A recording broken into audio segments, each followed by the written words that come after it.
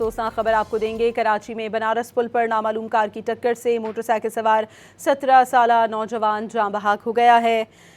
नौजवान की लाश अब्बासी शहीद अस्पताल मुंतकिल कर दी गई है। रेस्क्यू काम का बताना है कि जाँ बहक नौजवान की लाश को अब्बासी शहीद अस्पताल मुंतकिल किया गया है, ताहम अभी शनाख्त का अमल जारी है। कराची में बनारस पुल पर नामालूम कार की टक्कर से मोटरसाइकिल सवार 17 साला नौजवान जाँ बहक हो गया है।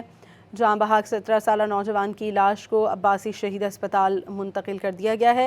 डॉन न्यूज़ के नुमाइंदे मोहम्मद बिलाल से इस बारे में मजीद जानते हैं। जी बिलाल, अपडेट कीजिएगा, क्या नौजवान की शनाख्त हो सकी है? जी बिल्कुल, देखिए औरंगी टाउन बनारस पुल के करीब नामालूम गाड़ी की टक्कर से एक बाइक सवार नौजवान जाँ बहक हुआ है, जिसे अब्बासी शहीद अस्पताल मुंतकिल कर दिया गया है।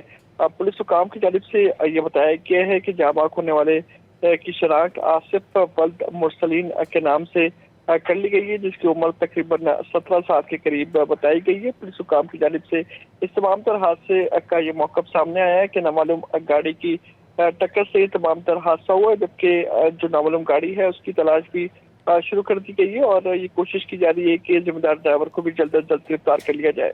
जी बहुत शुक्रिया मोहम्मद बिलाल आपका।